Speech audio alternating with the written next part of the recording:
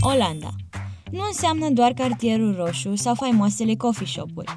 Este o țară surprinzător de diversă, plină de locuri autentice, natură spectaculoasă și orașe cu un vibe unic. Noi explorăm de 4 ani și încă nu ne-am săturat, așa că am decis să transformăm experiența noastră într-o serie prin care vrem să vă arătăm o altă față a Olandei, una de care să vă îndrăgostiți. Așa că apasă subscribe și vină cu noi în aventură!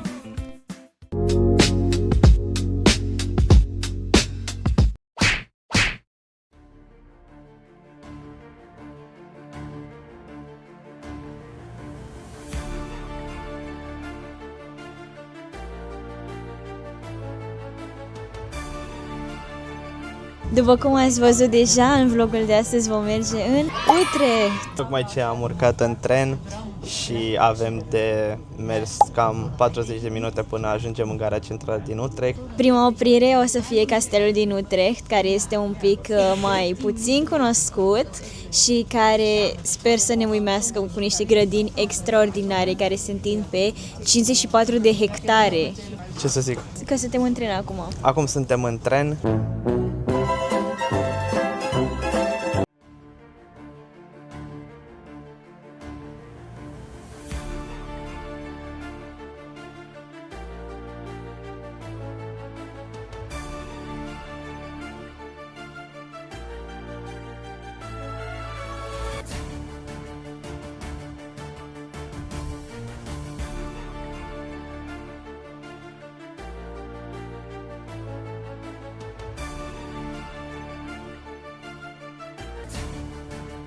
Bun, și am ajuns în autobuzul care o să ne ducă până la castel.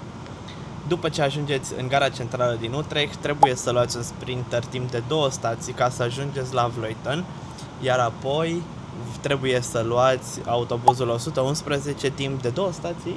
Da. 2 stații și vă lasă fix la castel sau în împrejurimea. Mai sunt 2 minute de mers, dar îmi imaginez că pur și simplu de la stație la E o intrarea curte, principală. probabil, da. Suntem într-un autobuz Destul de modern, destul de șmecher, sincer. mai ales pentru un oraș mic, adică Are canepea.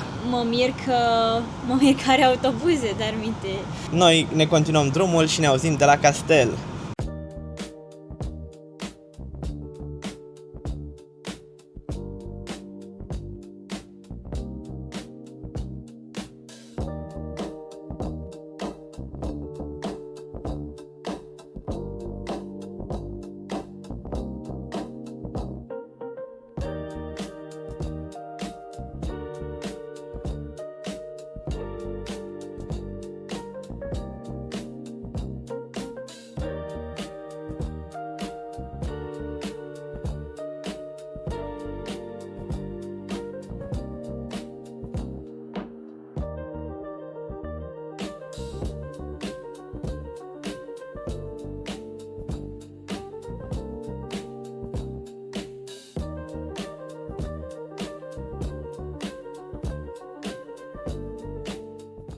E super frumos totul, foarte medieval și colorat și soarele ăsta accentuează toate culorile, ești tot orașul înflorit, așa plin de floricele, pomii sunt înfloriți, e foarte frumos.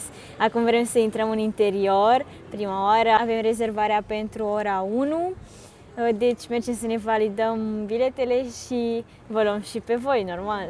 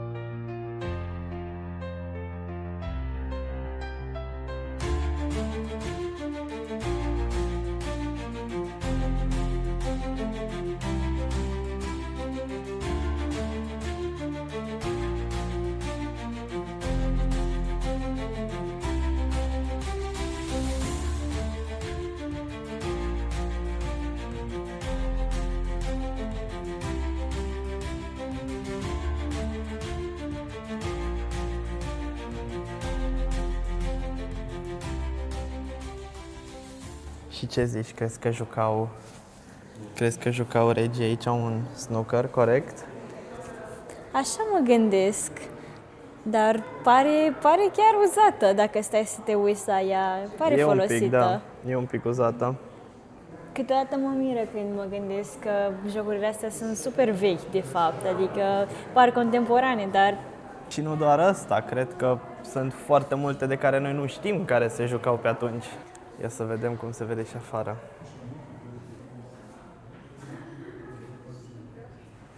Foarte frumos. Până acum, până și grădinile mi s-au părut foarte frumoase. Da. Da, și castelul e total diferit de ce am văzut până acum, sincer. Acum că am intrat în interior, parcă mi-e dor de soarele la care bătea pe mine și mă încălzea un pic, dar e foarte frumos castelul. Pare efectiv o... Chiar cred că este. E o căsuță de asta de pisici. Are șoricel. Făcută dintr-o trompetă. Era o pisică cu adevărat aristocrată. Vai, ce mult mi-aș fi dorit un castel din ăsta când eram mică, unul din acela de jucărie, poate și unul real, dar la asta mă refer. Cât de superb este! Cu ce mi se pare mie că seamănă un pic? Cu castelul din Rapunzel. Eu nu știu cum arată castelul din Rapunzel. Ok, bine. Mie mi se pare că seamănă un pic cu castelul de la Hunedoara, de la noi. Ok.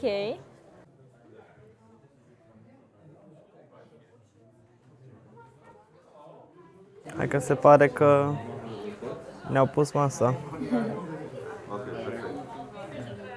Avem și meniul. Păcat că e în olandeză. Dar nu pare că mănâncă mare lucru. Uite, mănâncă tagliatelle și o omletă norvegiană. Pe partea cealaltă avem și vesela pe care o foloseau. Mamă, ce furculiță și lingură mare, zici că sunt polonice. Ia uite aici. Aici mâncau regii. Dar tu ai văzut ce e pe perete? Wow! E din pânză, nu e o pictură. Nu știu ce e, dar e imens. Mie așa mi se pare, nu? Că îi se văd împletiturile. Da, ai dreptate, e ceva material. Se jucau șah. Nu cred. Ce tare. Cred că e castelul cu cea mai multă mobilă pe care l-am văzut până acum. La asta m-am gândit și eu, mi se pare că este foarte încărcat, foarte aglomerat așa. Pare că chiar ar locui cineva aici, nu e doar așa de decor.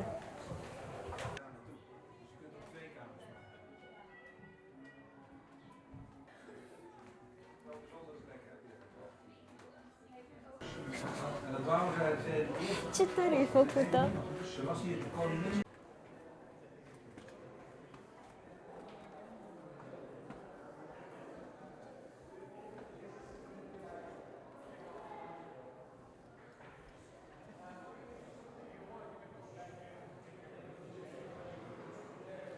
Ce faine sunt armurile astea. Nu că sunt impresionante? Sunt drăguțe, da. Și tot castelul mi se pare destul de impresionant. Dar parcă nu se prea potrivesc armurile așa mega medievale cu castelușul ăsta care, nu știu, Așa e mai cochet. de prințese. Efectiv de prințese. Poate pentru cavaler. Când venea în vizită, uite ce dormitor de prințesă. Cum să ai armuri pe aici? Uite WC-ul, Doamne! N-am văzut niciodată un WC antic. Arată foarte ciudat, într-adevăr. Și noi aici suntem într-un alt fel de baie.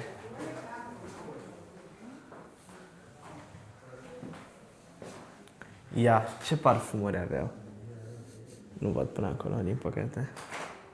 Guerlain. Șmecheri. Chiar stăteau nobilii pe aici, se pare că... Ia uite, aveau și halat de baie contemporan.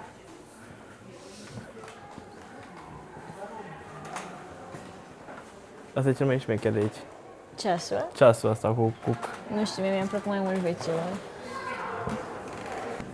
Dar ceasul ăsta cu piele de crocodil. Oh, wow! Castelul nu e prea mare, se vizitează foarte repede și foarte ușor. Uite aici, cred că am intrat. Aici am intrat într-o cameră destinată... Studiului, nu? Da, studiului. Am vrut să zic că e ca un birou așa. Acolo. Da. Un birou. Da. Și aici arată planșe, chestii, cred că poate ei erau arhitecți. Cred că așa se îmbrăcau ei. Tu vezi unde are cada? Tocmai ce am văzut, da, wow. Măi. Interesant are. Și acolo pe pat are niște reviste de modă. Incredibil, cum unele lucruri se păstrează pur și simplu.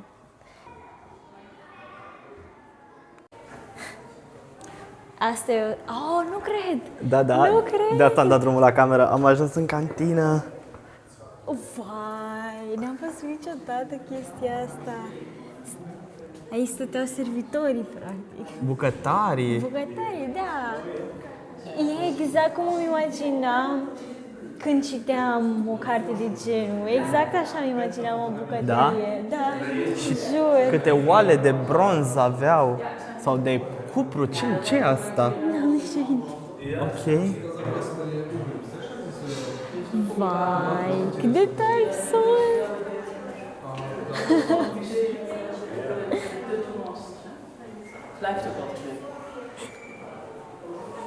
Auzi? Ia uite aici zice Lift me up, should I? Nu. Nu? Nu.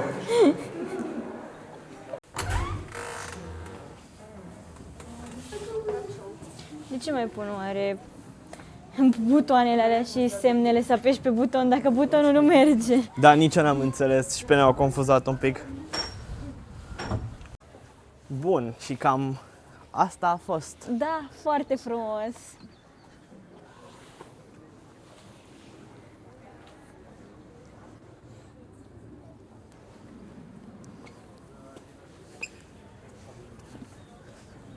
Chiar foarte frumos. Mie mi-a plăcut.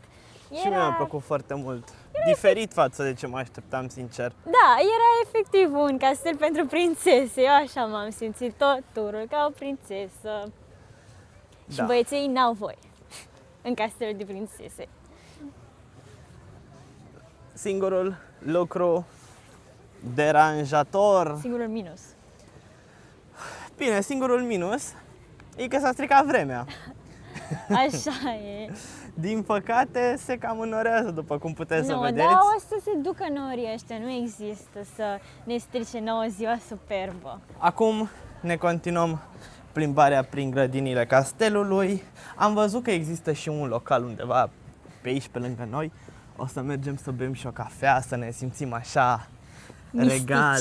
Avem și noi experiența de a sta în curtea unui castel și a savura o cafea. O înghețată? Nu, mulțumesc. Păcat. Mergea una. Deci avem picnic area și parc încolo. Văzusem la un moment dat... maze! Hai la maze!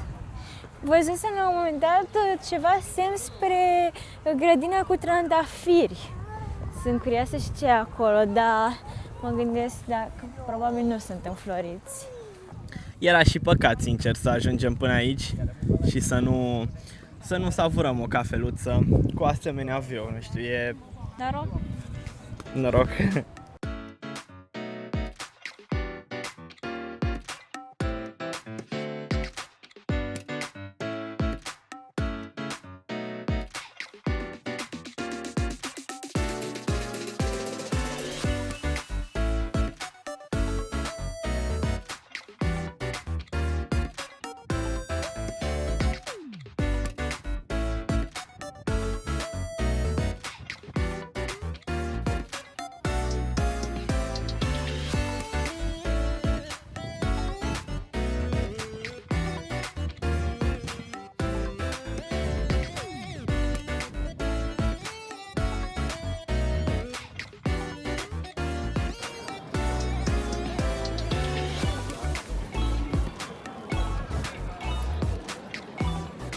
Tocmai ce am ajuns în Utrecht și fix lângă gară este piața de sâmbătă în care poți să cumperi tot felul de lucruri.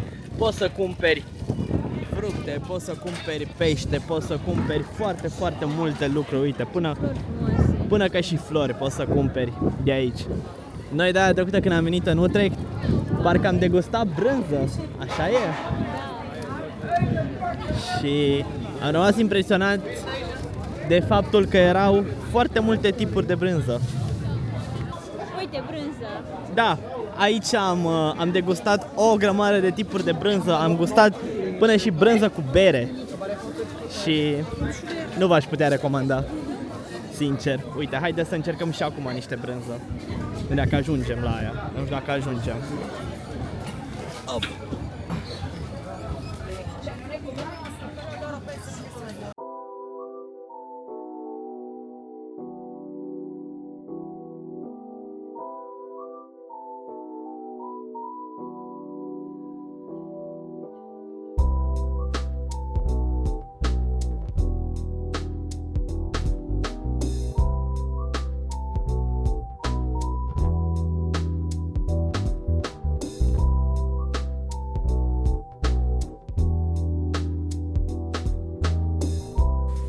Utrecht va fi mereu unul dintre orașele mele olandeze preferate, deoarece are la fel de mult caracter ca Amsterdam, însă este foarte liniștit, nu sunt la fel de mulți turiști și după numărul de persoane care vorbesc olandeză pe stradă îți poți da seama că încă și-a păstrat din autenticitatea aia. Deși nu este un oraș mic, adică ați văzut, acum că este frumos afară, este plin de oameni pe stradă, terasele sunt pline, sunt tot felul de magazine de toate felurile, este un oraș plin de viață, dar pur și simplu este mai autentic și dacă stați aproape de gara centrală din Amsterdam, el se află la numai 20 de minute, deci eu zic că este un oraș perfect pentru o excursie de o zi dacă vreți să scăpați un pic de aglomerația Amsterdamului.